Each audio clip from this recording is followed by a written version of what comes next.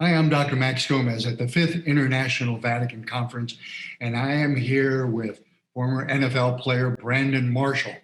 Brandon, it is great to see you. I've followed your career for a long time. It's great to be together with you on this. But before we talk about some of the real specifics of your initiative, let's talk about the Vatican Conference. A lot of these conferences that I'm sure you attend tend to be pretty narrowly focused, right? This is a very broad focus. What do you think is the value of that? Mental health, it presents itself in so many different ways. And we're talking about, just borderline personality disorder. Just take that. When I was diagnosed with borderline personality disorder, it can present itself in over 250 ways, right? Just think about that. So we have to be able to have these conversations so where everybody can take something from it. I'm a type of guy that I like to focus and hone in on the fundamentals. A lot of times when we go to some of these big conferences and we have these conversations, it's always dealing with the big ticket items and people are trying to solve billion-dollar issues. Well, what about the fundamentals? And I think it's important for us to hone in on the fundamentals and making sure that we're hitting both ends of the spectrum. I don't know about border personality disorder. You seem pretty likable to me, but all right. From there.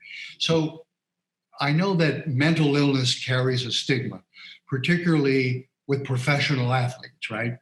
How do you go about getting past that and getting athletes and really regular citizens to acknowledge that mental illness is an issue and a problem and seek help? With courage. You have to lean in. You just have to share your story. And families have to share their story. Athletes have to share their stories. Nurses, doctors, clinicians, everybody has to share their story. Because when you share your story, it gives people courage and the feeling of, I can do it. I'm going to be okay when they hear others. So, and I say courage because it is scary at times. And people will push back. People will make fun. People will say the wrong things. But that's the most important thing that we can do is lean into our stories to really push this conversation forward. And then when you talk about the NFL, we're talking about, machismo at the highest level. And when you talk about mental health, the first thing that comes to mind for a lot of guys is mental toughness and masking pain. No, that's not what it takes to be a man. A man actually leans into what he's feeling. So we have to have these open conversations so we can push the conversation forward. That's such a great point. And also, obviously, having a role model such as yourself really helps a lot. So I know that your initiative, House of Athlete, focuses on holistic health. And you talk a lot about 5 pillars. Tell me about those 5 pillars. Yeah, the 5 pillars to me, I look at the health and wellness space. I look at mental health as clinical versus performance.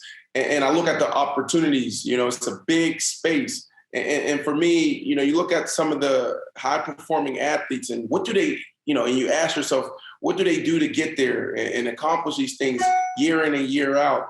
And these are the 5 things that I took away, which guiding star created our 5 pillars. And I truly believe if all of us lean into this, we will unlock our full potential. Because we talk about 80% of life, 80% of sport is mental. Well, if it is, then why aren't we more intentional on training our brain and developing ourselves there in our mental? So here are the 5 things. 1, we're designed and we're created to move. Like we have to train. That's pillar number 1. No matter who you are, train. The second thing is fuel. What we put in our bodies matter. We want to get our macros and micros through food, but it's hard at times. So that's where supplementation comes in.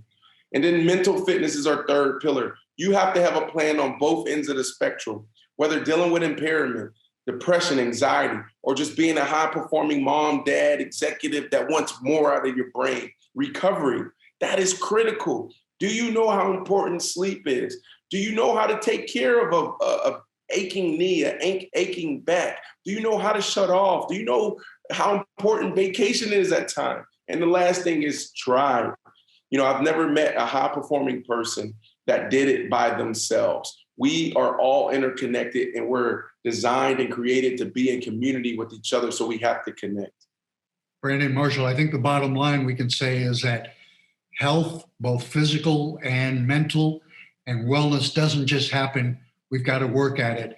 And thank you for helping us push us along in that direction. And thank you for your initiative and your time. We really appreciate it. Thank you. Thank you, Dr. Gomez. You bet.